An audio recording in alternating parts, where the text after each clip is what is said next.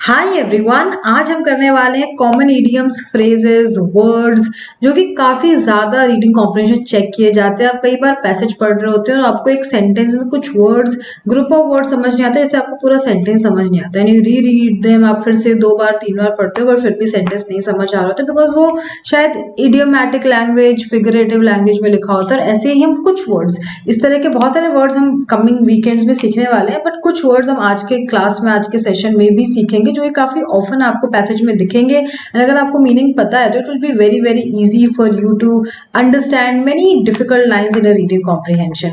So let's get started everyone with the very first phrase which is no more than या no less than. कि कई बार for example, before I explain the meaning of it, sentence इस तरह से लिखा होता है। देखो ये एक एग्जाम्पल है, the premiums that Vasquez Morel currently charges are no higher than, can you see this, than those charged by similar coverage by competitors।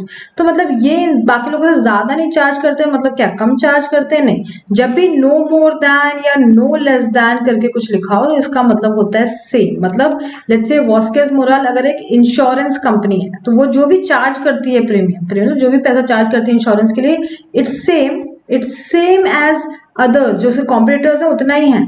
It's not nothing more, nothing less. That's what we are saying. Nothing more, nothing less. So when you say just no more than, उसका मतलब भी same है, no less than उसका मतलब भी same है। I hope you got the idea. Now phrase 2, cutting corners. Cutting corners मतलब कंजूसी से, shabby work करना, right? कंजूसी से as in टाइम बचाने के चक्कर में या पैसा बचाने के चक्कर में बेकार काम करना। कि आपने किसी चीज को डेफिनेटली आप 10 घंटे दे दो तो और अच्छे से वो काम होता, पर आपने 2 घंटे में शॉर्टकट करके निपटा दिया, तो ये कट कॉर्नर्स, आपने शॉर्टकट करके काम किया, जो कि वो अच्छा काम किया डेफिनेटली। सो cutting corners means doing something very poorly, आप बेकार, आपने बहुत शैबी वर्क किया है, shabby work, right, shabby work. Just कि हाँ ठीक है ना, क्या ही पता चलता है, सेम काम को आप 2 घंटे दो, सेम काम को 10 घंटे दो, डिफरेंस पता चलता है। सो शैबी वर्क, जहां पे बिल्कुल शॉर्टकट में काम किया है और दिख रहा है कि शॉर्टकट में निपटाया है। सो फॉर एग्जाम्पल देखो ये dictionary, this dictionary took 70 years to complete. 70 years में डिक्शनरी, क्यों? Because the writers, the makers didn't want to cut corners. उनको ऐसे शैबिली बेकार काम नहीं करना था, भले थोड़ा एक्स्ट्रा टाइम लगे पर परफेक्ट बुक हो, परफेक्ट डिक्शनरी, तो 70 years में बुक रिलीज की। Third phrase is no one, not in one's control anymore, right? So sorry, get out of hand. So something getting out of hand means आपके control में चीजें नहीं है। For example, this thing is getting out of my hand, मतलब मेरे को control करना मुश्किल हो रहा है या मेरे कंट्रोल में है ही नहीं। Any situation that you can refer to has gotten out of your hand or anyone, there is nothing anyone here can do to help। कुछ ऐसी चीजें जो राइट हाथ से निकल गई, हम बोलते हैं राइट, हाथ से निकल जाना चीजें, तो getting out of hand where you can not control it. Now fourth phrase is on thin ice, मतलब walking on a thin ice. आप इमेजिन करो you walking on a very thin ice, तो वो कभी भी टूट सकती है, आप डूब सकते हो, correct? So basically thin ice का मतलब होता है very sensitive situation, right? May be mostly in trouble, आप एक ट्रबल में हो जहाँ पे things can get worse, already एक बैड सिचुएशन में और बुरा हो सकता है। So Jake was on thin ice, he had to figure out a way to help his brother. मतलब वो ऑलरेडी प्रॉब्लम में था और उसको और थोड़ी he had to figure out कि कैसे अपने भाई को वह हेल्प करे, क्योंकि शायद वो भी एक बहुत बड़ी प्रॉब्लम में था, like that. So basically a very sensitive, very troublesome situation. Phrase 5 is curiosity killed the cat. Curiosity killed the cat मतलब asking too many questions or involving too much in other people's affair will get you in trouble। ज़्यादा किसी चीज़ में interest मत लो, ज़रूरत से ज़्यादा specifically, because sometimes it's just doesn't really value, और उससे कोई फायदा नहीं। यहाँ पे किसी को पर्सनल 10 सवाल पूछ रहे हो, उससे क्या ही फर्क पड़ रहा है? आपके 10 सवाल पूछने से, right, it is not going to make someone's life better or worse, right? तो क्यों इतना पढ़ना, like to poke your nose into someone's personal life affairs, interference into someone's daily, right, I would say daily affairs or daily jobs, daily work, that it is better we don't dig more into this case। curiosity killed the cat or kills the cat, मतलब ज्यादा इस case में ना घुसे किसी के दूसरे के, ज्यादा क्यूरियोसिटी से कई बार बात बिगड़ती है, right, that।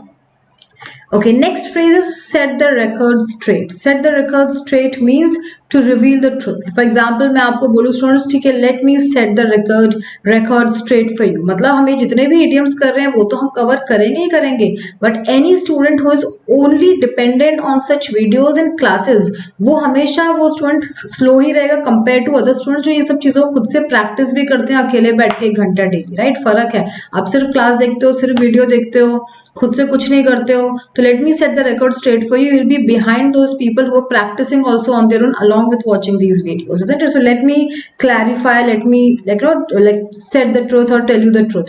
So in order to set the record straight, the umpires check the camera to review the previous shot. मतलब अंपायर ने कैमरा चेक किया कि भाई ये क्या, मतलब बॉल से आउट हुआ है, विकेट हुई है, क्या हुआ है, तो प्रीवियस शॉट चेक किया, तो जस्ट क्लैरिफाई, ताकि सच पता चले, फैक्ट पता चले क्या हो रहा है. Next is to bite the bullet. To bite the bullet means, ठीक है, मुश्किल काम है पर अब करना है, right? You can't leave it. So finish something no matter how unsatisfying, boring, unpleasant it is. Like preparing for exams is equal to biting the bullet. It's difficult, it's boring, it's unpleasant. आपको immediately हर दिन results नहीं दिखते हैं. When you take test, small mock test, you fail more than you succeed, but you have to get done over with it. आपको ये करना ही है, मतलब there is no other option even if it is like not enjoyable. So let's see an example. Danny had been putting off discussing the financial management of the company but decided to bite the bullet and talk to Sid today.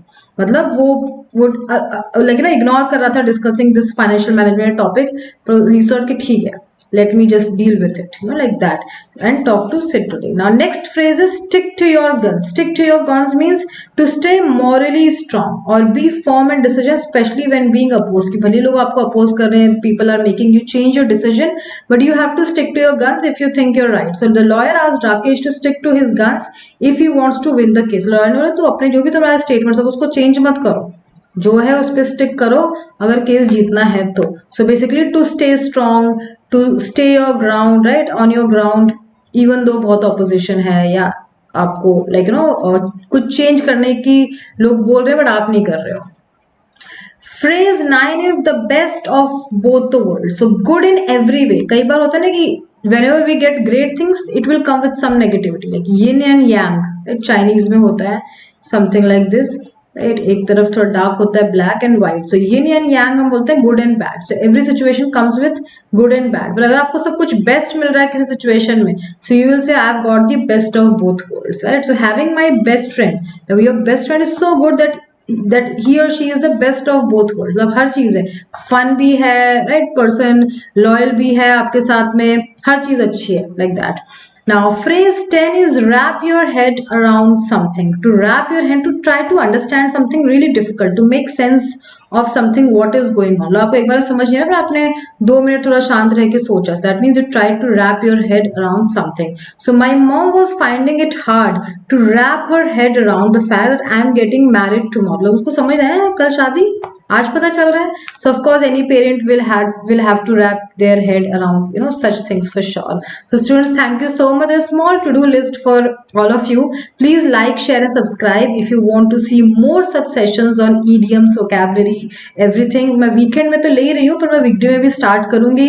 If I get such kind of more response, I definitely get encouragement by likes and comments. Thank you so much. I'll see you with similar sessions in the coming week. और उसके अलावा mainly अभी जो हम focus कर रहे हैं weekdays में 2 ही एग्जाम की प्रिपरेशन करवा रही हूँ, that is CAT and GMAT, right? इनसे आपके बहुत सारे दूसरे एग्जाम्स की प्रिपरेशन हो जाती है, इनके verbal I would say topic से, बिकॉज ये सबसे हार्ड एग्जाम्स हैं अगर हम देखें तो, right, specially in English section देखें तो. अगर आप कोई और भी एग्जाम्स की तैयारी कर रहे हो तो भी आप इन सेशंस को फॉलो कर सकते हो, बिकॉज इस लेवल पे अगर आपने वोकैबुलरी, रीडिंग कॉम्प्रीहेंशन, कोई भी इंग्लिश या वर्बल के क्वेश्चन सॉल्व कर लिए, प्रैक्टिस कर ली, तो मोस्टली दूसरे एग्जाम्स आपके लिए इजी हो ही जाने वाले हैं. Yes, so thank you everyone, have a nice day. I will see you tomorrow at 9:30 PM. Bye bye.